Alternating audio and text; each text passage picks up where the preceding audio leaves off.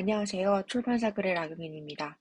오늘도 다시 읽는 해커스 토익 기출복화 제14 2부로 찾아뵙습니다. 여느 날과 마찬가지로 유튜브 메인 화면에서 출판사 글을 검색하세요. 업로드한 동영상 가운데 하나를 선택하세요. 그 다음 중간쯤에 보시면 방향 토글이 있고요.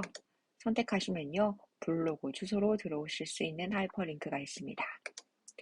선택하시면 연결 브라우저가 이렇게 확인되고요. 원하시는 블로그 혹은 원하시는 브라우저 하나를 선택하셔서 블로그로 들어오시는 길 찾아오시면 됩니다. 카테고리를 클릭하셔서요. 2022년 폴더 안에 있는 라토익 복화를 선택합니다. 두 번째 목록형으로 바꾸시면 데이 14의 2부를 찾으실 수 있습니다. 14의 2부 여기 보이실까요? 네, 들어왔습니다.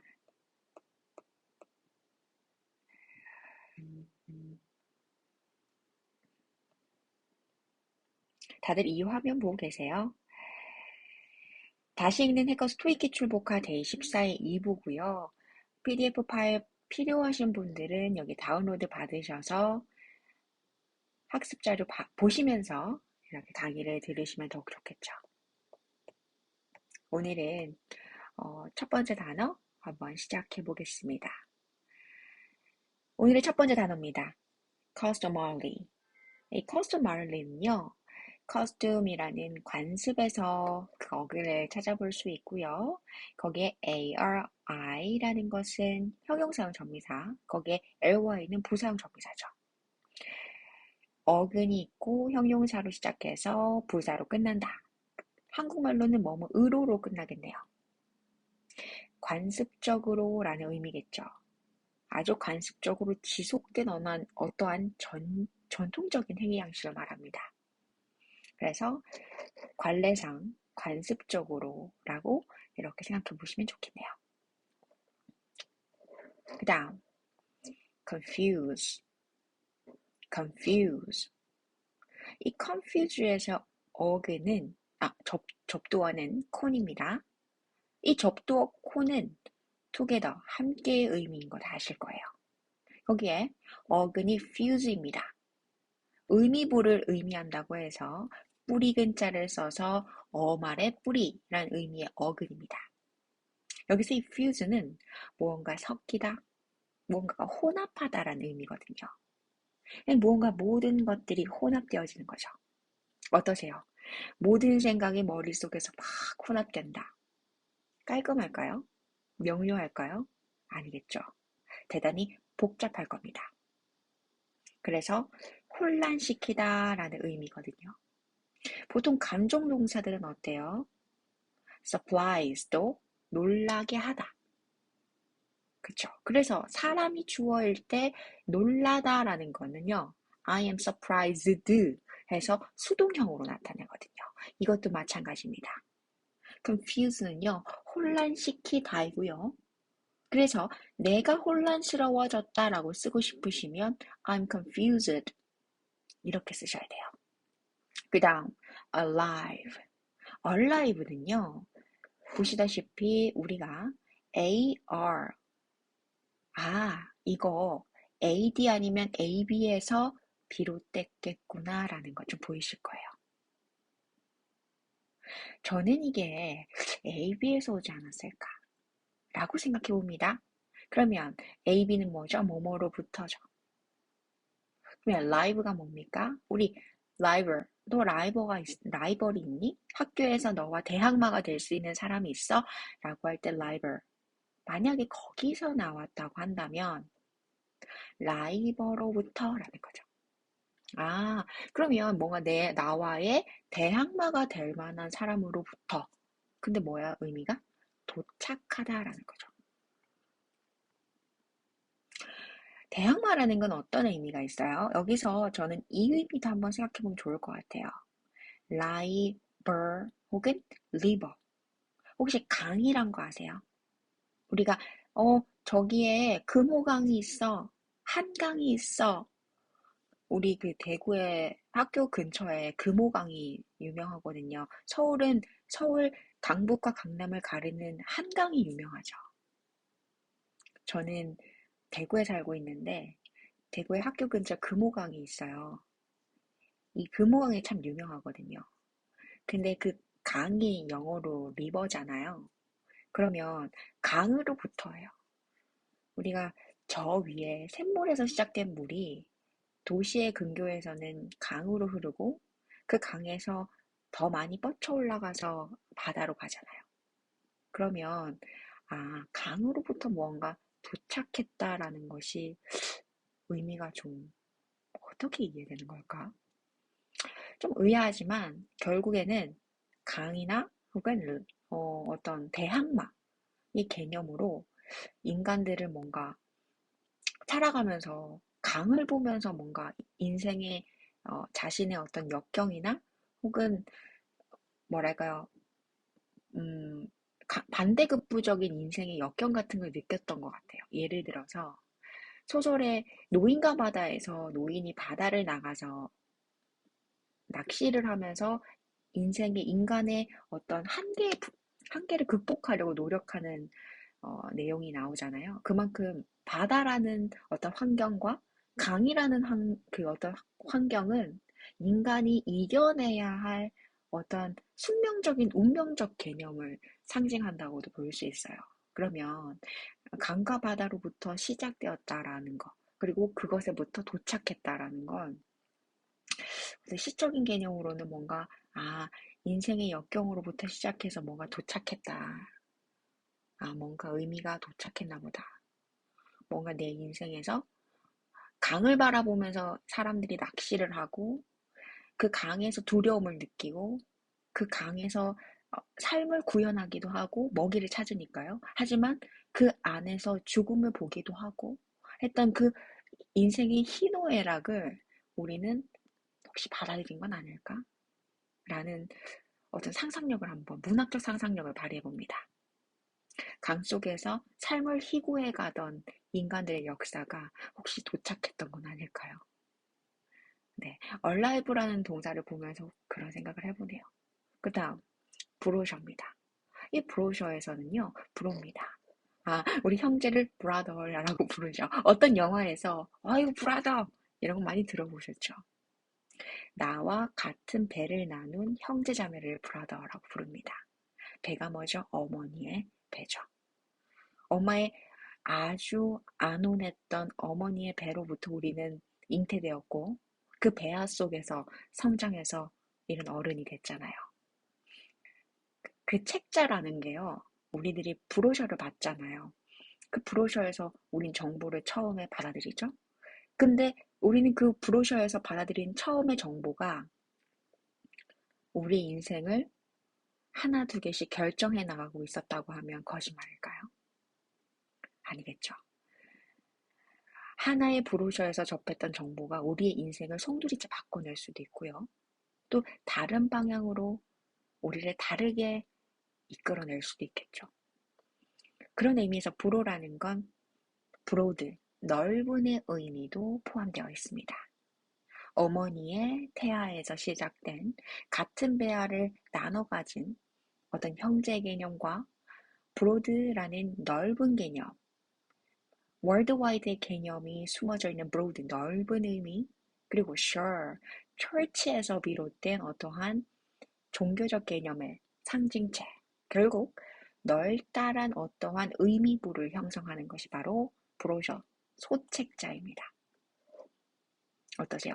의미가 좀 와닿나요? 넓은 의미부를 가진 sure, 철치에서 비롯된 church, 어떠한 종교적 개념의 중요한 의미부, 아주 넓은 정보와 지식의 정보들을 아주 축약적으로 짧은 작은 책자의 의미부를 아주 요약해서 적은 것. 그게 바로 브로셔죠. 그래서 브로드라는 개념의 브로를 가져오고 철치의 철을 가져와서 브로셔가 된 겁니다. 다시 한번 더 브로셔. 홍보용 소책자입니다. 그 다음 involve. involve는 아시다시피 in, 안으로라는 방향의 접두어 붙었고요. move입니다. 이 볼브는요, 우리가 무언가에 속해진 겁니다. 어딘가에 들어간 거예요. 그래서 우리는 involve라고 하면 어디 연관되어지다. 그리고 참여시키다라는 개념이 있는 겁니다. 볼브라는 개념을 어디서 들어보셨나요? 혹시 볼브라는 개념이 어떻게 연결성을 띠고 있는지 들어보신 분이 계실까요? 사실 저는 이 단어가 대단히 기이하다고 생각을 합니다. 왜냐면 무이라는 건요, 보통 vacant, 비어있는, 텅 빈, 혹은 victory, 승리, 그리고 어, 어, 또 어떤 게 있을까요? vacancy 혹은 victory 혹은 어, 또 어떤 의미에서는 involve 같은 involve죠. 여기서는 involve 참여시키다 혹은 뭔가 비어있는 개념도 있고 또한 다른 의미에서는 승리의 개념도 포함되어 있거든요. 뭔가 승리와 우승과 되게 긍정적인 개념들이 이렇게 들어가 있으면서 또 비어있다는 개념도 있고요. 그래서 저는 이걸 어떻게 연결시키면 좋을까 생각해 봤더니 바로 어디서?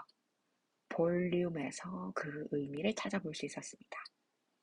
용량이라는 의미 혹은 소리의 볼륨이라는 거 들어보셨을 거예요. 볼륨을 좀 높여라.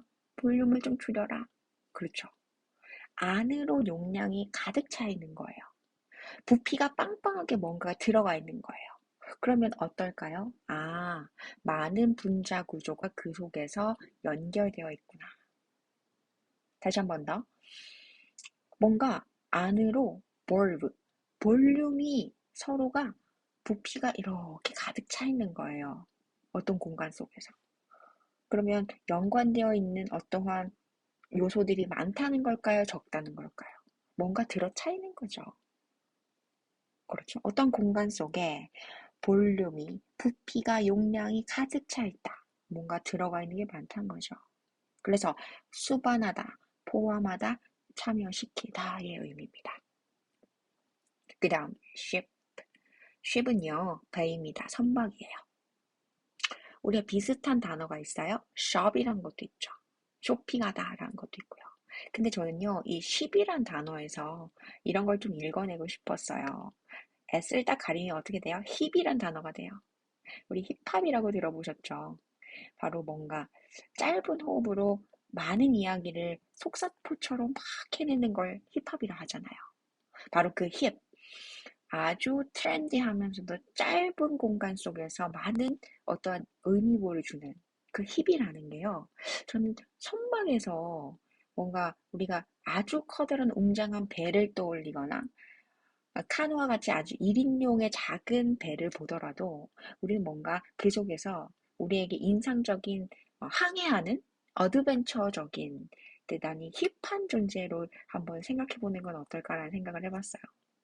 사실 오늘날의 현대사회에서 선박을 보기가 그렇게 쉽지가 않죠. 왜요? 우리는 비행기라는 어떤 하늘을 항공을 날아다니는 운송수단이 우리에겐 대단히 음, 앞서 나가는 신기술이라고 느끼게 하거든요. 혹은 잠수함을 떠올리기 쉽죠. 왜냐면 바다 밑에서 무언가 탐지하는 잠수함이 대단히 뭐랄까, 근데 정보 집약적인 기술을 가지고 있고, 레이더 탐사도 가능하고, 막 이런 식으로 대단히 잠수함 또는 하늘의 그, 항공, 무선 항공이랄까요? 그러니까 무선 항공모함 같은 뭔가 그러한 신기술을 탑재하고 있는 그런 정보기술적인 교통통신 발달이 우리한테 대단히 앞서간 신기술이야 라고 느끼지 오늘날 바다 위에 촘촘히 떠있는 선박을 보고 우리가 신기술을 향유하고 있구나 이렇게 느끼진 않잖아요. 하지만 19세기 초만 하더라도 바다 위에 나타난 선박을 보고 우리가 그렇게 느꼈을까요? 아니겠죠. 19세기 초에 우리가 근현대사를 배울 때 바다 위에 나타난 선박을 보고 우리가 느꼈을 당혹감과 불안감은 이루 말할 수 없었을 거예요. 지금과는 다른 개념이죠. 우리가 잘 살아가고 있다가 머리 위에, 창공 위에 다른 나라 국적기가 달려있는 비행기를 발견한 것과 똑같은 개념인 겁니다. 그게 바로 19세기 때 바닷가에 다른 국기를 걸고 배가 보이는 것과 같은 거예요. 여러분 어떠세요?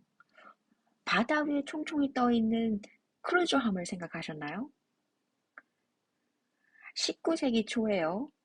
바닷가 위에 있는 배의 선적을 본다는 건 지금 우리나라의 하늘 위에 있는 우주선을 보는 것과 비슷한 감정일 겁니다.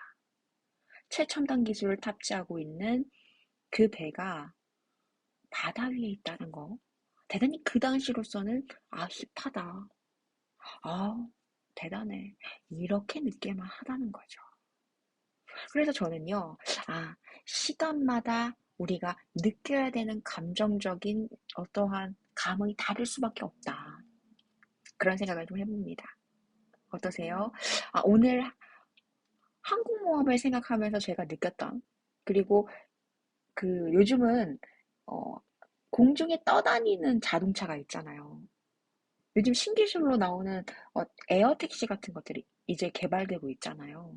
그래서 저는 그런 생각을 해봐요. 거대한 트랜스포메이션이 시작되고 있다. 기술들이 이전되고 있어요. 이제는 발을 디디고 뭔가 땅에 발을 딛고 우리가 다녔던 그런 구동력을, 자동차 구동력을 이제는 상공 위에서 혹은 대기 중에서 우리가 운송수단을 향유할 날이 멀지 않았다는 겁니다. 벌써 유수 다국적 기업들은 개발하고 있거든요. 그래서 거대한 디지털 트랜스포메이션이 시작되고 있지 않은가 이런 생각을 하면서 오늘 그 쉽이란 단어를 보면서 저는 맞아 19세기 초만 하더라도 바닷가 위에 있는 서양의 어떠한 배 한 척을 본다는 건 대단히 힙한 일일 수도 있겠다라는 생각을 해보네요. 불과 몇 세기 만에 이러한 생경한 감정을 느낀다는 것은 대단히 새로운 경험이 아닌가 생각해 봅니다. 네, 그러면 첫 번째 장 한번 읽어보죠. Customer, customarily, customarily, 관례상 관습적으로. Confuse, 혼란시키다. Arrive, 도착하다. Brochure, 홍보용 소책자, 브로셔. Involve, 수반하다, 포함하다, 참여시키다. Ship, 운송하다, 수송하다입니다. 제가 이 의미를 안 했군요. 운송하다, 수송하다의 동사도 있어요. 오늘날은 좀 다른 개념이기도 하죠. 네, 넘어갑니다.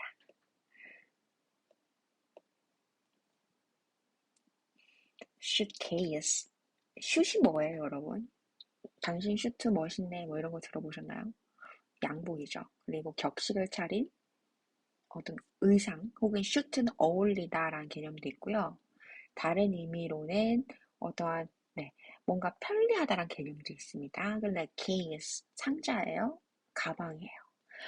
무언가 정장이 들어있는 가방 혹은 격식을 갖춘 것을 담은 가방입니다. 서류 가방이죠.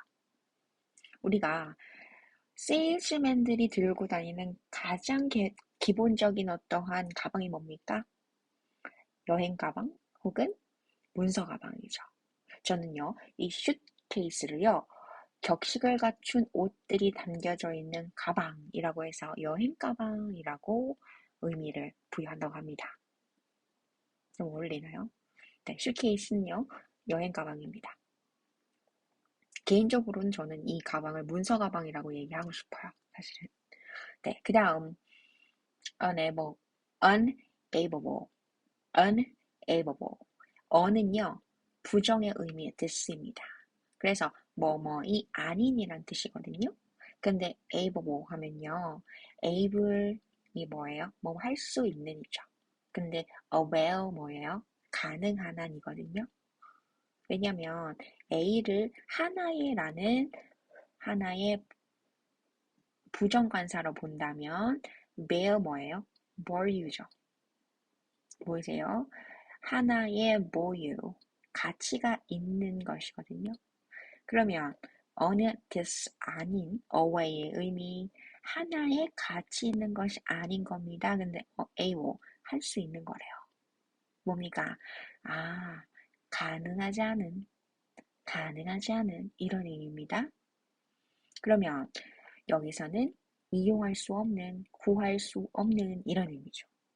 슬픕니다, 여러분. 이용할 수 없다니요. 구할 수 없는 이라니요.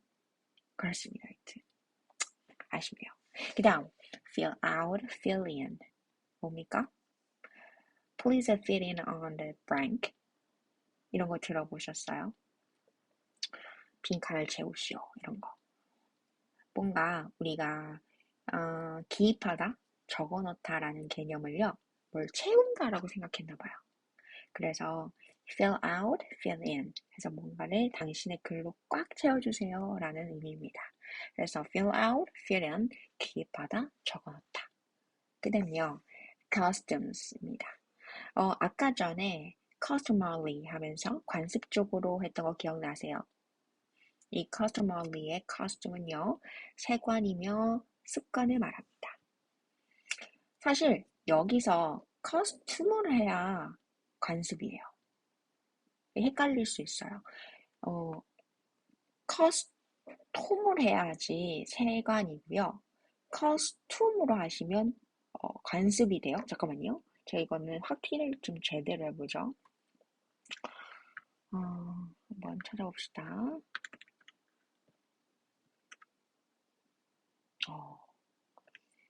아니네요, 여러분. 맞네요. 관습 습관 다 똑같은 말이네요. 네, 제가 말했던 게 맞았어요. 네. 어머, 잠깐만요. 어머, 모든 계정이 이렇게 개인정보 때문에 너무 힘드네요. 네, 하여튼 커스튬은요.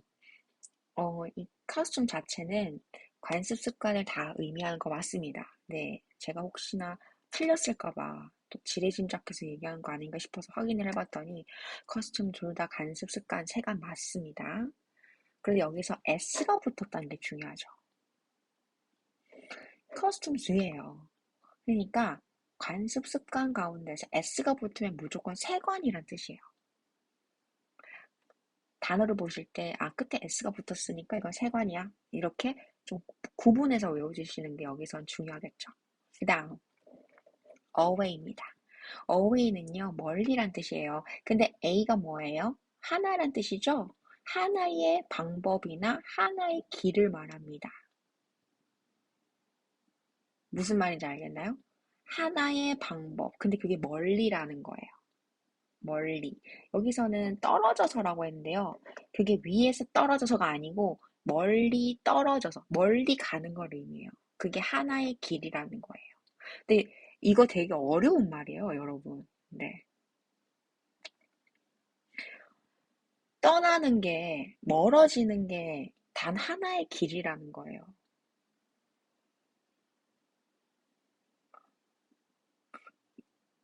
무슨 말인지 아시겠나요? 반대로 얘기하면 떠나지 않고 가만히 있는 건 여러 가지 방법이 있을 수 있다는 거예요. 인생길에서도 그렇죠. 내가 견디는 거예요. 인졸런스 하잖아요. 그냥 여기 계속 머물잖아요. 견뎌내잖아요. 그러면 선택할 수 있는 건 여러 개가 되는 거예요. 어떻게 되든지, 이렇게 되든지, A가 되든지, B가 되든지, C가 되든지, D가 되든지. 그런데 떠난다는 건요, 한 가지의 길인 거예요.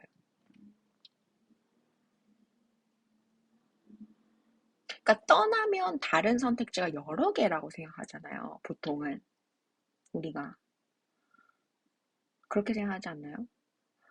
보통 우리는 그렇게 생각하죠. 우리가 앉아서 이렇게 공부를 하다가 나 그냥 멀리 갈래. 나 멀리 가버리려고 라고 얘기를 하잖아요. 그러면 멀리 다른 데 갈 거야 라고 하면 거기에 가면 다른 선택지가 되게 여러 개라고 생각하잖아요. 가면 또 다른 어드벤처가 생각 날 거고 난 그러면 또 다른 선택을 하면 될 거고 막 이러면서. 근데 그게 그렇다고요? 아니죠.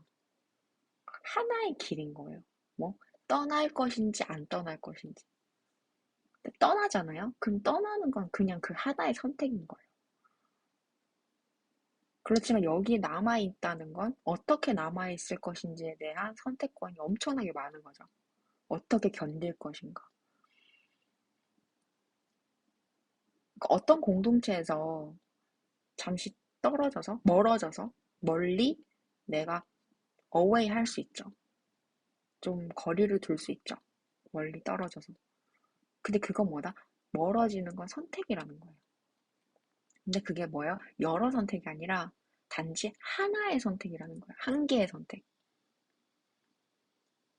그러니까 이거는 정말 곰곰이 생각해 보시면 되게 맞아! 라고 생각하실 거예요. 한 20대쯤이나 30대쯤에 한번 집을 떠나거나 머물던 곳들을 떠나보시면 아실 거예요. 내가 떠난다고 결정했던 것이 실은 대단히 많은 선택권 중에 하나라고 생각했을 거예요. 내가 갖고 있는 선택지 중에서 내가 이곳을 떠나서 다른 곳에 간다는 건 1번과 2번과 3번과 4번의 선택지 중에 그 가운데 한 개라고, 어몽이라고 생각했을 거예요. 두 개 이상의 선택지 가운데 하나라고 생각했을 거예요. 하지만 사실은 between A and B라는 거예요. 떠나거나 견디거나.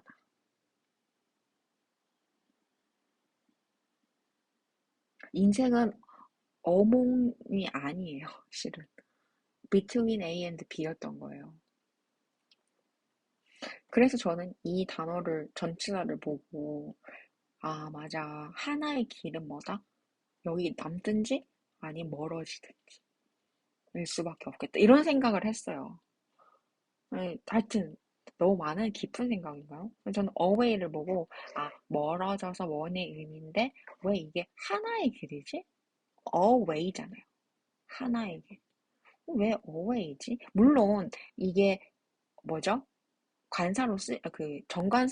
부정관사로 쓰이려면 W니까 중간에 N이 들어가야 되잖아요. 문법적으로. 근데 생각해보세요. 발음을 하는데 unway 이상하지 않으세요? 발음해보면 단순히 알 수 있어요. unway 이상하기 때문에 away로 쓰는 거예요. 그냥 무슨 말인지 알겠죠? 문법적으로는 W니까 앞에 N을 붙여서 un하고 way 해야 돼요. 근데 발음해보면 unway 이상하다는 거 아실 거예요. 힘이 더 들어가요. 근데 영어는요, 되게 경제적인 언어예요. 그래서 불편하거나 중복이 되잖아요. 바로 축약해버리거나 생략되거나 다른 방식으로 차용하는 경우가 엄청 많아요. 그렇기 때문에 목적의식 자체가 힘이 더 들어가고 과도하다? 그러면 축약시키죠. 그래서 away가 됐을 가능성이 높아요. 그 다음, dramatic. dramatic. 이 dramatic은요, ATIC예요. 뭐뭐 하는. 형용사용 정의사죠. 근데 드라마가 뭐예요? 아주 극적인 거예요. 그래서 극이라는 거예요. 명사거든요. 근데 여기 ITIC 뭐뭐 하는이 붙은 거죠. 그래서 아주 극적인 이렇게 되죠. 극적이다. 그렇죠. 아주 멋지다. 극적인, 아주 급격한이라는 의미입니다. 우리가 어떤 그래프를 봤는데 위아래로 움직임이 대단히 폭이 넓다라고 하면 우리는 그걸 극적이다, dramatic하다 이렇게 얘기할 수 있는 겁니다. 그다음 그러면 이번 장 한번 읽어보죠. suitcase 여행 가방입니다. unavailable 구할 수 없는, 이용할 수 없는. 그다음 fill out, fill in 기입하다, 적어넣다. costumes s 붙은 거 세관. 그다음요 away 떨어져서 멀리 이런 의미. dramatic 아주 멋진, 극적인, 급격한 의미입니다. 그다음 hospitality 다시 한 번 더 hospitality hospital 아니고요. 제가 잘못 말씀드렸어요. hospitality예요. 다시 한 번 더 hospitality 조금 굴려서 표현하면 hospitality 끝을 리리 이렇게 얘기할 수도 있어요. 근데 hospitality 하면요. 일단 hospital 보이실 거예요. hospital ITY 딱 요까지만 하면 뭐예요? 병원이죠. 의료시설입니다. 의료기관. 그렇죠? 의료기관이고요. ity 뭐예요? 명사적 전미사죠. 그러면 의료기관의 것이에요. 명사적 전미사니까. 그러면 의료기관의 것인데 왜 친절이에요, 선생님? 의료기관의 것이라고 했는데 왜 친절이라고 얘기해요? 네, 그 왜 그러냐면요. 어, 이거 되게 관습적인 거 아닐까요?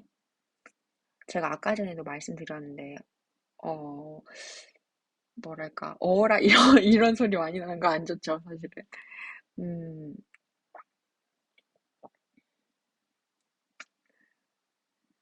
이머전시에서도 아까 전에 했었는데, 밖에서 우리가 응급적인 사무실, 뭔가, 음, 멀시, 어떤, 자비나 어떤 그 좋은 혜택을 얻는 사무실, 이런 게 저는 아까 전에 응급실이라고 표현을 했는데, 사실 의료행위 자체가요, 여러분, 의료행위 자체가 예전에는 대단히 친절과 자애 혹은 대단히 많은 음, 어, 선, 선의 개념이었어요. 그러니까 친절하고 자애, 사랑하고 그리고 또 봉사하고 그런 개념들이 있어야만이 의료 행위를 펼칠 수 있다고 얘기를 했었어요. 그래서 예전부터 응급조치를 받는다든지 뭔가 치료를 받는다든지 이런 개념 자체가 사랑을 받고 뭔가 배품을 받고 어떤 친절을 받는 개념이었어요. 그러니까 우리는 지금 사실 우리는 의료행위라고 하면 서비스라고 생각하잖아요. 법률 서비스, 의료 서비스. 왜냐면 돈을 지불해서 우리는 그 의료 서비스를 받는 소비자의 개념이라고 생각하잖아요. 오늘날의 사회에서는, 현대 사회에서는.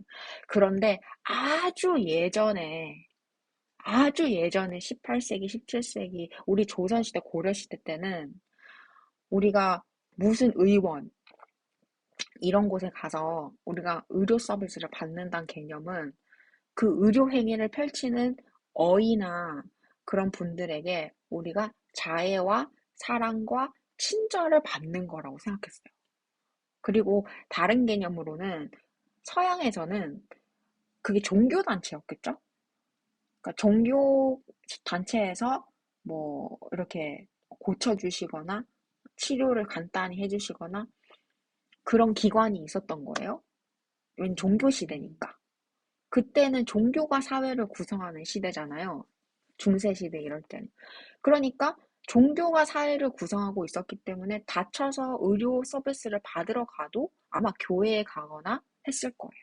목사님을 찾아가거나 아니면 뭐 그런 식으로 사제를 찾아가거나 사제가 운영하는 뭐 의료 시설 같은 데 가서 의료 서비스를 받고 그것도 신의 가호라고 얘기했을 가능성이 높죠. 그러니까 오늘날에 우리가 생각하고 있는 이 단어가 만들어질 시기에 생각과 우리가 살고 있는 개념에서는 좀 다를 수 있다는 거예요.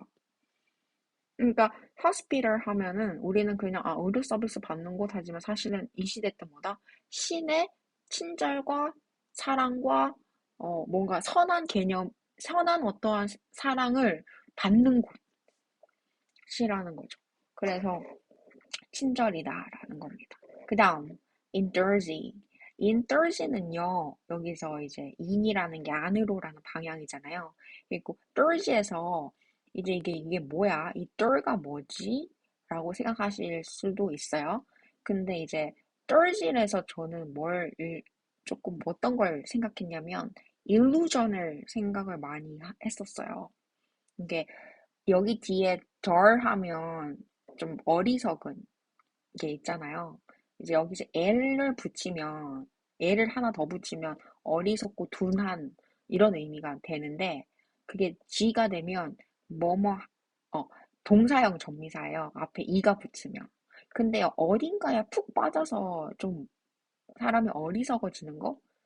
근데 그게 뭐다? 빠지고 탐닉하다는 거예요. 근데 이거를 어떻게 보면 좋냐면,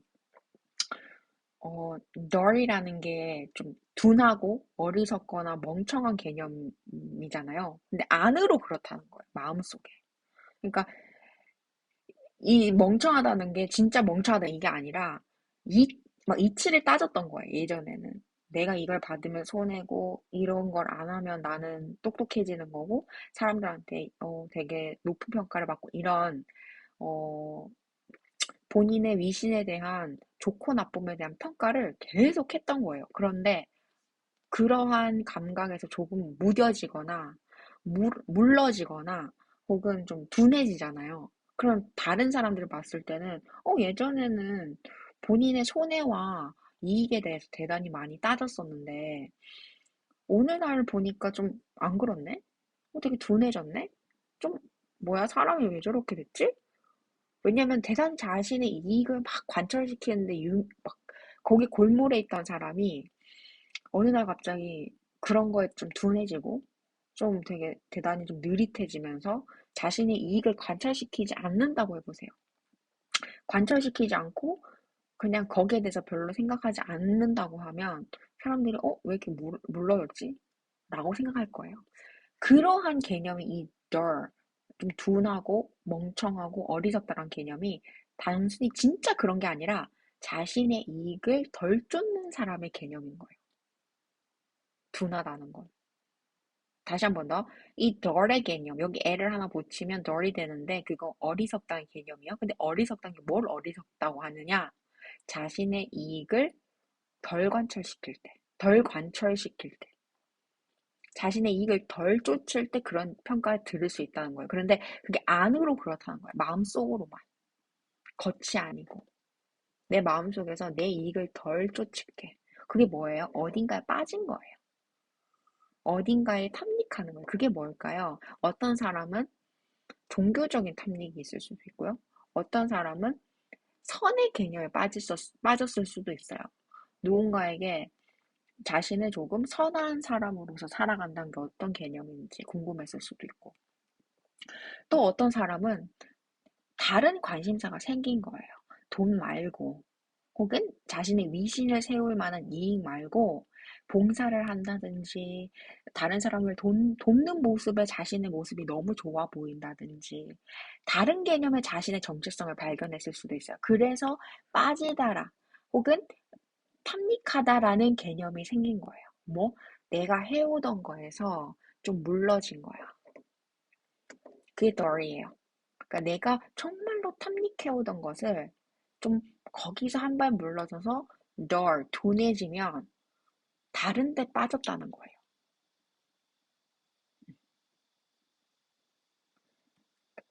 무슨 말인지 알겠나요? 하여튼 이런 해석도 가능하죠. 네. 이런 해석도 가능하고요. 다른 해석도 있어요. 뭐냐면 윈이 아닌이란 뜻이거든요. 그래서 둔해지지 않는 걸 말할 수도 있어요. 둔하다는 게 뭐라 그랬죠? 자신이 해오던 거에서 좀 덜 하는 거. 갑자기 어느 날 되게 자신이 막 이렇게 막 하다가 자신의 이익을 막 쫓던 사람이 안 그럴 때, 내가 이익을 안 쫓을 때, 나의 어떤 좋고 나쁨에 대해서 나의 이익에 골몰하지 않을 때 좀 멍청하다? 혹은 둔하다라는 얘기를 듣는다고 했죠? 근데 그렇지 않을 때 어딘가에 빠지거나 탐닉했다고 볼 수도 있다고요. 그런 해석에서는 뭐에 빠진 거예요? 뭔가를 탐닉하고 물질적이거나 자신의 위신을 세우는 거에 빠지거나 탐닉했을 가능성이 높죠. 이렇게 해석하면. 다르게는 이걸 안으로라고 해석하면 뭐예요? 안으로 조금 둔해진 것. 둔해지다? 뭔가 자신의 이익을 관철하지 않는다고 하면 안으로 그럼 다른 데 빠졌다는 거죠. 다른 데 탐닉한다는 거죠. 선의 개념에 빠졌다든지 도덕적인 자신의 모습을 탐구하거나 다른 자아 실현의 방식이 생겨났을 수도 있다. 그래서 이 인플루언서는요, 다른 해석이 정말 무궁무진하게 가능합니다. 그래서 본인들이 보고 싶은 대로 한번 해석해 보시는 거 어떨까요?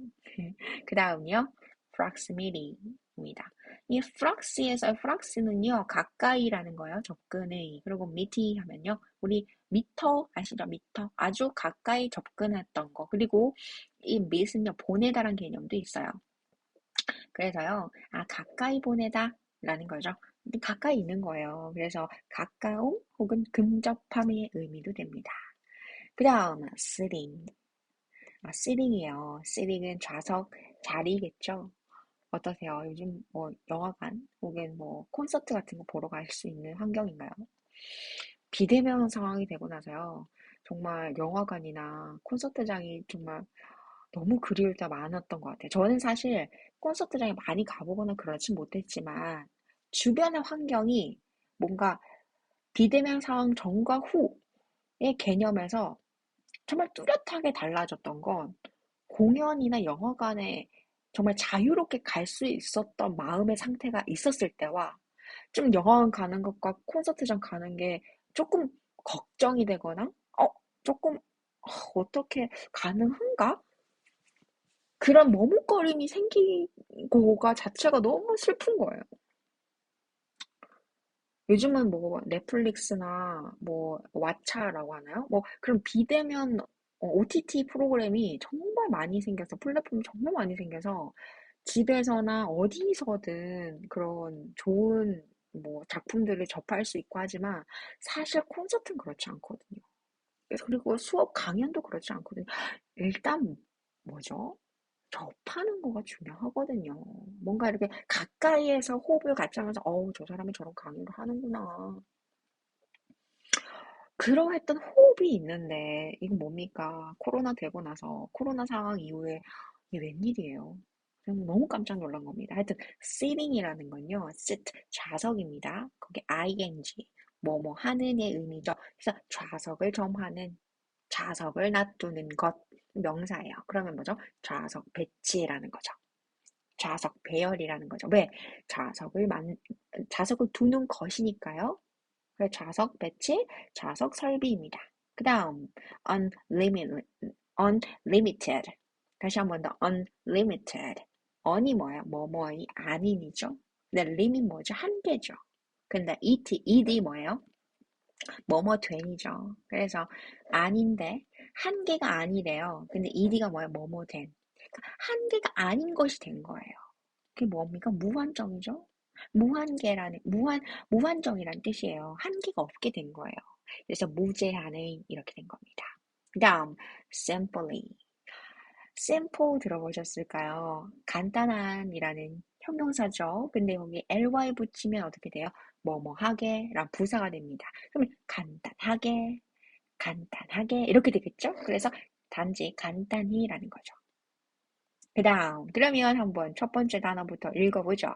hospitality, 친절이고요. intrusive, 빠지다, 탐닉하다.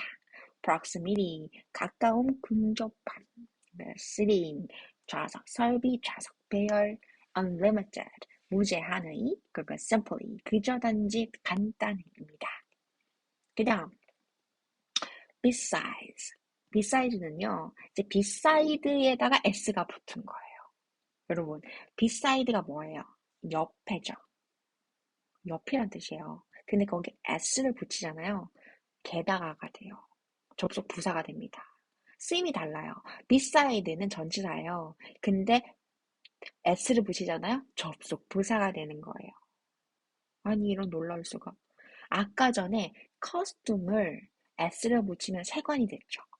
그러니까 커스튬만 있으면 그냥 세관, 습관 혹은 뭐 세관, 습관, 관습이 되는데 s를 붙이면 세관이 되는 거예요. 그랑 비슷하죠. beside도 옆에라는 전치사인데 besides s를 붙이면 뭡니까? 접속 부사가 되는 거예요. 그래서 게다가 뿐만 아니라 뭐뭐 이외에라고 덧붙이는 말이 되죠. 근데 이거를 뜯어서 보면요. be가 뭐예요? 비동사? 뭐뭐의 되다죠. side가 뭐예요? 뭐뭐 면이죠. 측면, 어떤 입장이에요. 근데 거기 s가 붙잖아요. 그럼 뭐가 돼요? 복수가 되면서 입장들이 되죠. 그러니까 되는 건데 여러 입장이 되는 거예요. 그러니까 할 말이 많아지는 거예요. 입장이 한 개일 때는 아, 옆에 이런 것도 있어 라고 설명을 해주면 되는데 입장이 여러 개가 되는 거예요. s가 붙으니. 그러니까 게다가 이 외에 도 그래서 여러 말을 붙여주는 거죠. 다시 한 번 더. beside라고 하면 한 개니까 옆에 이런 얘기도 있어 라고 옆에로 쓰면 되는데 besides s가 붙으니까 여러 개잖아요. 그러니까 덧붙여서가 되는 거예요. 그래서 접속 부사가 됩니다. 전치사에서 접속 부사. 전치사 할 때 뭐예요? 뒤에 명사 혹은 동명사가 와야 되는데 beside가 되면서 접속 부사 오면 주어 동사 올 수 있는 거죠. 그 다음 traditionally ly죠? 뭐뭐 하게로 끝나겠구나. al인데 형용사였는데 부사로 바뀌어서 뭐뭐 의로로 의미 되겠구나. tradition은 뭐예요? 전통이죠? 근데 al은 뭐예요? 뭐뭐 의로죠? 전통적으로 이렇게 됩니다. al은 뭐뭐인, 뭐뭐인, 그리고 ly는 뭐뭐의로죠. 그래서 전통적으로가 됩니다. 괜찮나요? trade가 여기 보시면 바꾸다죠. 뭔가 교환하고 바꾸다. 근데 션이 붙으면 뭐예요? 명사죠. 그래서 교환할 수 있는 것으로라는 거죠. 근데 왜 그게 전통적으로가 됐죠? 선생님 왜 트레디션이 왜 전통이란 개념이에요? 라고 물을 수도 있어요. 그럼 여러분 뭐라고 대답하실 거예요?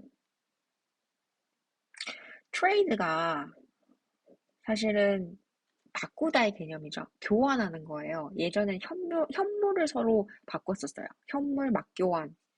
그게 예전에 물물교환 형태로 화폐가 생겨나기 전에 인간이 아주 초창기에 화폐가 생겨나기 전에 우리는 뭐죠? 교환을 현물로 했었어요. 그래서 그게 아주 오래됐어요.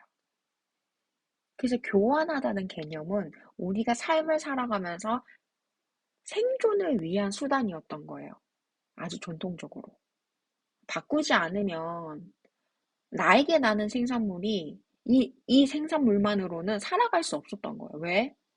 우리 지역에 토착해서 나는 게 한정적인데, 근데 먹고 살려면 옆에 있는 나라에서 나는 것도 우리가 가져가야 우리 먹고 살지. 쌀이 안 나는 나라에서는 어떡해요? 쌀이 주식인데? 그럴 리는 없겠죠. 보통 쌀이 주식인 나라에선 쌀이 나는 겁니다. 예. 근데 예를 들어서 쌀이 주식은 아니지만 뭐예요? 쌀을 먹고 싶어 하는 사람 너무 많아. 그 나라에서.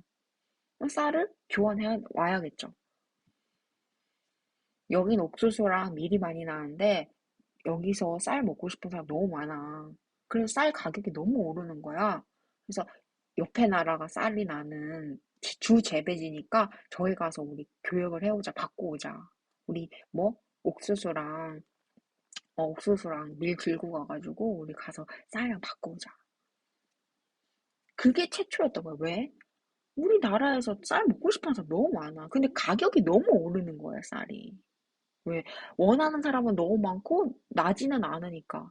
옆 나라에서 가져오기만 하면 가격이 이만큼 오르는 거예요. 그러니까 트레이드가 아주 뭐야? 생산을 위해서 필요했던 거예요. 아니, 생존을 위해서 필요했던 거예요. 생존을 위한 아주 전통적인 수단이 트레이드, 교환이었다는 거죠. 그래서 에디션이 보이실까요? 에디션. 여기에 사실은 e가 돼야 돼요.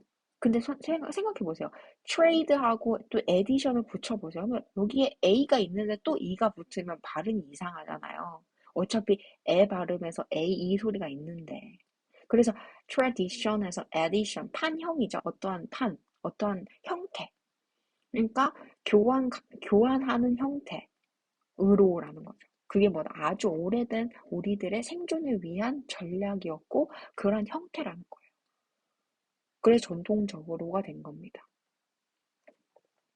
그럼 읽어보죠.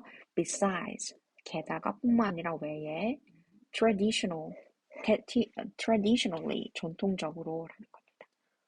네, 오늘도 제24-2부 다시 읽는 해커스 토익 기출복화 강의를 여기까지 하겠습니다. 여러분 어떠세요? 토익 기출복화로 보는 영어가 좀 새롭게 보이세요? 아, 정말 저는 이 강의를 통해서 여러분이 영어 단어로 이렇게 새로운 의미도 나타낼 수 있나? 응? 이렇게 내가 다른 의미를 읽어낼 수 있나? 하는 좀 새로운 세상을 만나보셨으면 좋겠네요, 여러분. 네, 오늘도 강의 들어주셔서 너무 감사드립니다. 나토익 복화, 다시 읽는 해커스 토익 기출 복화 데이 14-2부였습니다. 출판사 글의 나경윤이었습니다. 좋은 주말 되세요. 감사합니다.